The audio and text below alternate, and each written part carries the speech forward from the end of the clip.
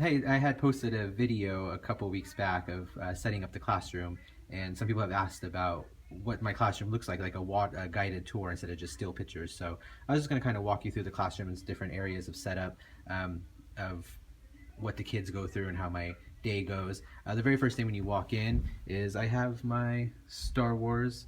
It's just a bath mat that I got, just kind of makes it a more of a inviting entry. My classroom is kind of um, it's not huge, so make sure I don't spin it too quickly.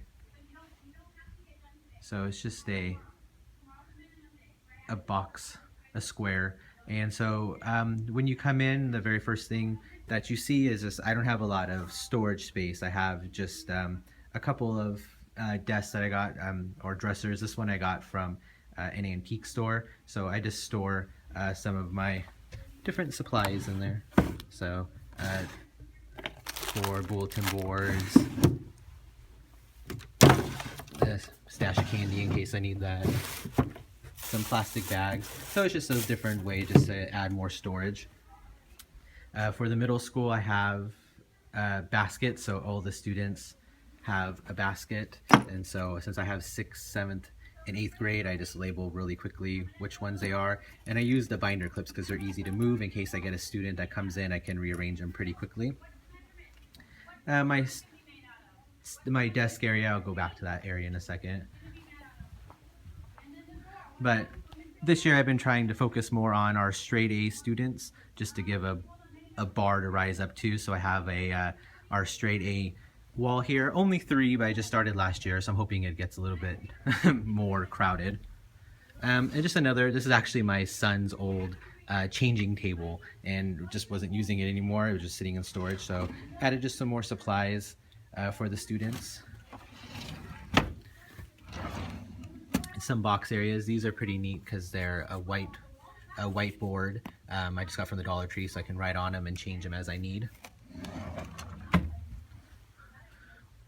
One of the things I really like to focus on is my library. I think the students need to have books to read beyond what we usually give for reading. So just over the years, I've collected just different books.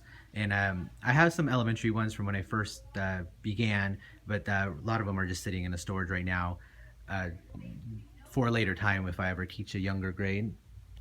Again, some of the books are already organized into different baskets to make it easier.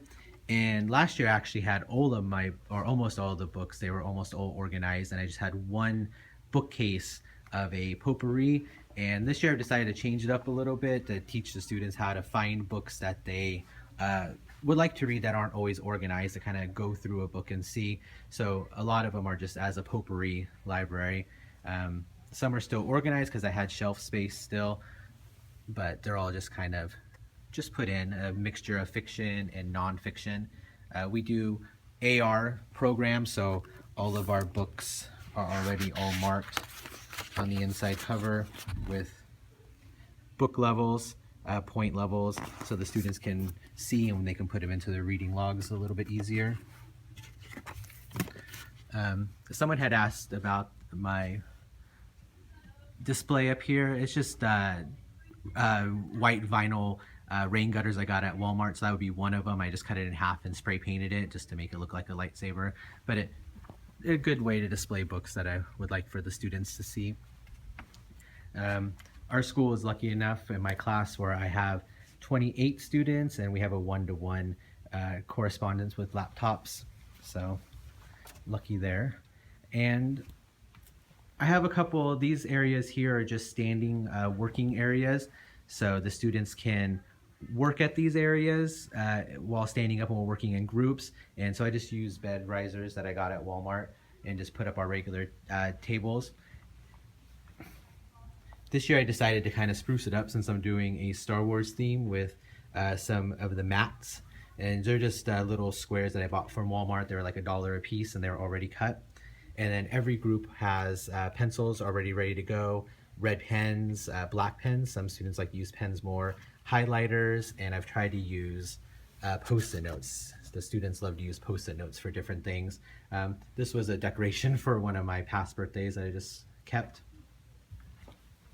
Um, there I just used an old coffee table that we had in the house that we no longer use. It was sitting in storage. I haven't really found much to do with the decoration yet, but as time goes on, maybe I will. Uh, for our class, since we do AR, I've been trying to think of an AR competition. So it's just a way for the students to read who may not be so interested in it. Maybe they'll want to move on up, but every kid has a name marked. And so when we begin, whoever wins out of here will move up, and then they'll keep going to a grand master.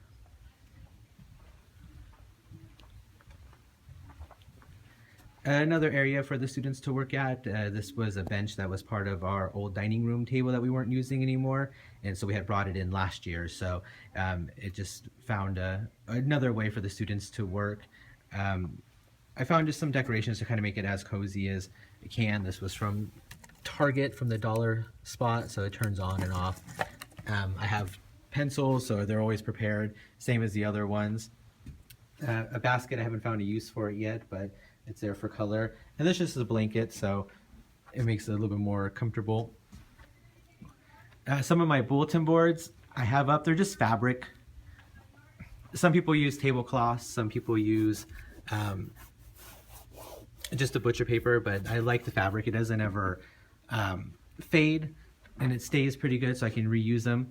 And so they're just different ones. As the year goes on, I start adding our anchor charts to it and different things that we learn. This is actually a whiteboard, but I have two in my classroom, so it was odd to use two, so I just bought some magnetic border from Lakeshore, so just a teaching store, and it just recreates a whiteboard into a bulletin board. And I was going to go on Teach to Pay Teachers and try to find things for growth mindset, but a lot of the Star Wars pictures tended to be for little kids, so I found some pictures and just created my own. And the same thing goes here. It's just a reading wall, so the kids can look at it and see the different Star Wars characters reading, maybe just as a way as inspiration. I went and found some quotes also from the different Star Wars movies and just put them around the classroom. It's just a way for students, if they're ever looking around, they can see some quotes and start doing the reading in the classroom still. A lot of these up here are just decorations I found at Target as like a birthday supply, so it kind of just adds to the classroom. The same with some of our hanging lanterns, or just a birthday supply list.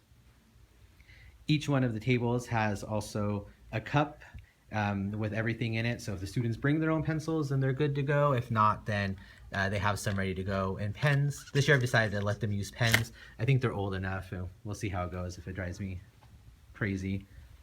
The same thing, every one of them has the same on it.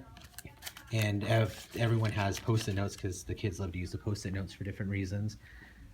This is going to be my student work display wall. So I used Yoda, since he was, our Grand Master of a Jedi. And so as the time goes on, I can start adding things to my whiteboard. My whiteboard was huge. I didn't need that big of a whiteboard, so I just used a border just to separate it. So here's the whiteboard I use, and then there's the section part off I don't. I also try to use positive behavior in the classroom. So I have just our 4 expectations already displayed at the beginning of the school. We go over them, what they look like, what they don't look like. So they're always in the front, and we can always go back and review them if needed. Some of my supplies here, I had extra of the lightsabers, so I can start using them as supplies that I need up at the board.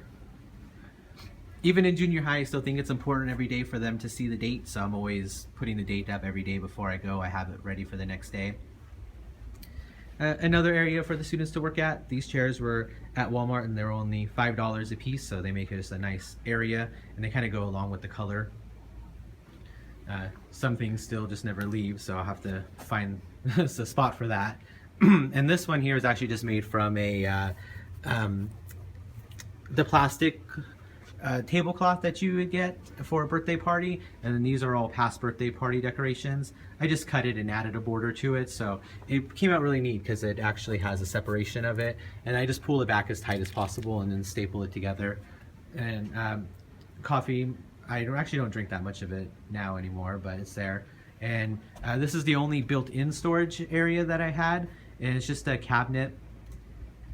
And a couple years ago, my wife, when she was pregnant, actually, it was the only job I let her do. We're both teachers, so but we got this is just wrapping paper, and then we got spray glue, and then we were able just to spray it all down and then put the wrapping paper on it, and then it stuck on, so it's not that ugly brown color anymore. And then did the outline of just duct tape all the way around to give it a border. It doesn't really follow a Star Wars theme, but it's really nice, and it doesn't stand out as that like ugly brown anymore. Just a banner from Target, and just try to keep it as organized as possible. So, since not much. An important area to have, I think, is a teacher area. So I have all of my degrees posted. I think that's an important thing too. Plus things I've got from Christmas or from other people, or things from my son throughout the year. So as you can see, I'm into Star Wars, into comic books, into NASCAR, into Lord of the Rings. So just things that I've gotten. It kind of gives it a personal touch. I try to stay as organized as I can in this area. And then the last thing here is whenever the students come in, they get a card. So there's cards already sectioned out for them, and I pass it to them upside down, and there's a character on there, and the characters correspond to each one of the tables. So they would have to go try to find which table they're going to be at, and every class period when they come in, they get a different table.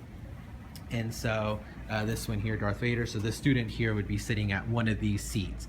It's just a way to change up how the students sit, so they're not always sitting by the same people and not always in the same spot of the classroom. It teaches them how to communicate a little bit easier with one another.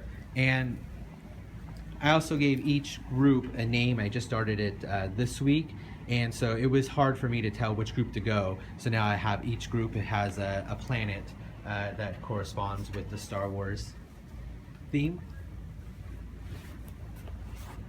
So from the front of my classroom, something I did a little bit different this year too was usually I put my projector on the other side of the table, but then that pushed me a little bit further back, and so this year I've decided to put it on the other side. And so if I'm sitting up there trying to show stuff from my laptop or from the projector, I'm able to I'm a lot closer to the students. I'm not blocked as much, so it makes it a little bit more personal. I'm a little bit closer, and as I walk around, I can talk more with that.